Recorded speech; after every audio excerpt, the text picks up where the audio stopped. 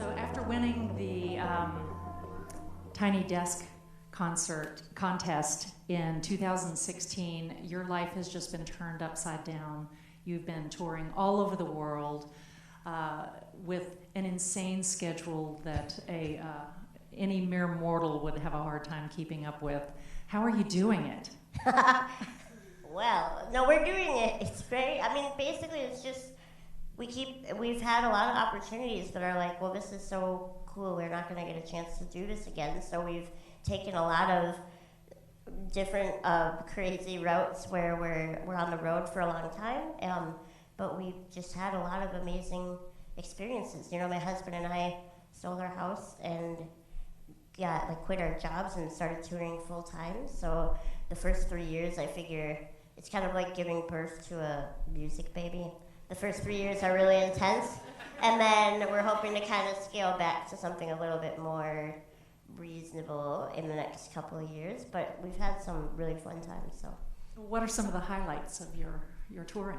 Well, you know, we got to tour in England and Ireland. I think we've been there 5 times, and that's amazing because I had never been overseas before I won the Tiny Desk. And then some of the shows, like I do a lot of school gigs, and those are really heartwarming to be able to connect with kids. And I don't even really talk about my disability so much as just play music and talk about how music makes us feel, and I enjoy that. And then a big highlight so far was I got to open for one of my favorite bands of all time, the Decemberists. I got to open for them in Minnesota and out in Montana, and so just getting to be a part of that was, I wish I could have had a time machine to go back and tell college me what was going to happen in 10 years, because I would never ever, I wasn't even performing yet when I was listening to them, and it was just kind of a weird, cool, but really surreal experience. That sounds wonderful. Well, what have been the challenges in all this touring? Well, the biggest challenge is accessibility on the road. You know, obviously there's additional considerations like where do we sleep and how do we get there, but then even when we get to the venue, a lot of times we'd show up and venues would know about the wheelchair, but they wouldn't have prepared for it at all, so I wouldn't be able to get to the green room, or I wouldn't be able to get on stage. Sometimes I would show up and it became clear that if anyone else with a wheelchair came, they would have a really hard time or impossible time enjoying the show.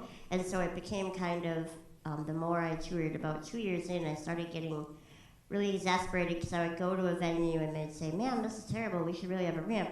We'll have to get a ramp. And then the next time I would go back, they still wouldn't have a ramp because I had allowed them to lift my wheelchair onto the stage instead of actually getting a ramp. So now I don't play venues that aren't accessible. And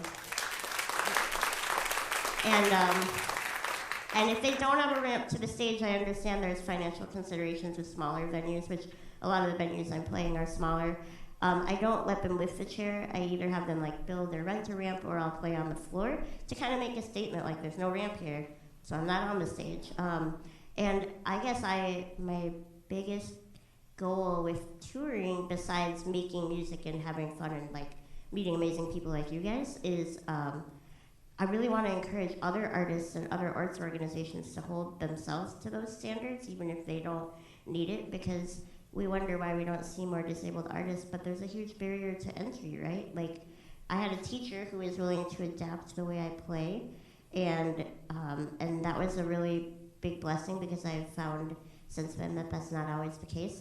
So even from the very beginning I was supported, but then, you know, I don't want other artists to feel like this is exhausting. Because it is kind of exhausting. To be honest, touring is a lot harder because of the accessibility piece, because there's a lot more groundwork that I need to cover before. And if other artists were doing the same kind of work, I think venues would get the point a lot faster. So that's sort of a big, if you're an artist, try to think about where you're playing, and could people get in? Can they use the bathroom? Can they see the stage? Do they have chairs if they have chronic illness so that they can sit down and not have to stand the whole time? You know, there's a lot of little things, and we're not all perfect. If I had $1 million, I'd have an ASL interpreter at every show. And that's just not reality for me yet, but so we can all have room to grow, but at least considering accessibility would be a big step forward in the arts community, I think.